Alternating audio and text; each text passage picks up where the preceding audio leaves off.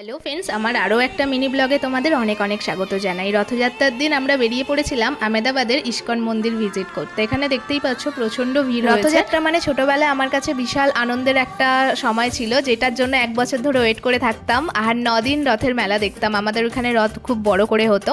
আর এখানে সব কিছু তো পাই না, বাইরে এসে যেগুলো পাচ্ছি সেগুলোর মধ্যেই আনন্দ উপভোগ করার চেষ্টা করছি। আহমেদাবাদের রথ খুব বড় করেই সেলিব্রেট করা হয়। প্রায় 11 থেকে 13 কিলোমিটার রাস্তা জুড়ে রথটাকে টানা হয়। আর ভিড়ের মধ্যে একবার ঢুকে গেলে বেরোনোর কোনো চান্স নেই। আমরা একবার ভিজিট করে এসেছি, প্রচণ্ড ভিড়। যাই হোক, আমরা ইস্কন মন্দিরেও বেশ ভালো এনজয় করছি। এখানে অনেক কিছু জিনিস পাওয়া যাচ্ছে। আর এই সাবানগুলো 99 টাকা করে দাম। হার্বালের অনেক কিছু জিনিস, বেশ স্মেলগুলো খুব সুন্দর। আর রুম ডেকোরেশনের জন্য অনেক সুন্দর সুন্দর জিনিস ছিল, যেখানে কিছু কিছু শপিং আমরা করেছি। আর এরপর আমরা বাড়ি যাব। দেখতেই পাচ্ছ সিকিউরিটি কতটা টাইট, হেলিকপ্টারে করে টহল দেয়। মিনি ব্লগে তো সবসময় সবটা শেয়ার করা পসিবল হয় না। চলো আজকের ব্লগটা এখানেই শেষ করছি। ভিডিওটা কেমন লাগলো অবশ্যই কমেন্টে জানিও। Bye bye.